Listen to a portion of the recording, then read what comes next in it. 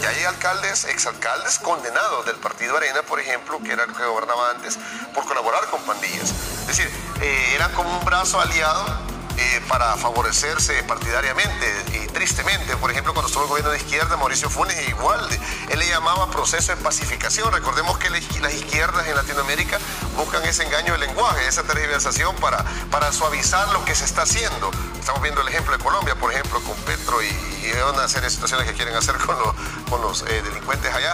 En El Salvador, cuando gobernó la izquierda, era similar. Le llamaban proceso de pacificación y después con el tiempo se logró corroborar que les habían entregado dinero, les daban prerrogativas en los centros penitenciarios, hay que decirlo. Hay videos inclusive lamentables cuando vuelven a las redes sociales para recordarle a la población o a estas ONGs que también se abocan a despotricar contra el gobierno del presidente Bukele, que como estábamos antes. Videos específicos, eso inclusive lo pueden encontrar, no es ningún secreto, donde llevaban prostitutas, discotecas a los centros penitenciarios, de escondido.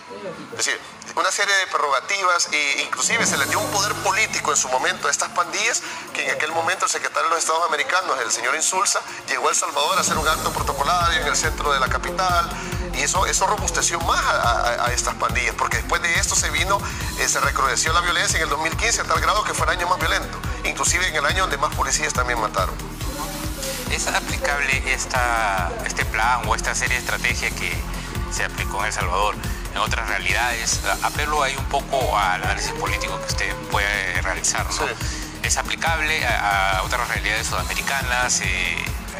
¿Qué condiciones deben reunirse para eso también? Porque la voluntad política a veces no alcanza, porque de repente el jefe de Estado sí lo quiere aplicar, pero no están alineados otros poderes del Estado. Es que ese es el principal problema, porque si cada país, inclusive no solo Latinoamérica, sino que estamos hablando del viejo continente, Europa, si no existe esa articulación, ese andamiaje institucional sistematizado que logre cohesionar la voluntad de erradicar el crimen, va a ser muy difícil.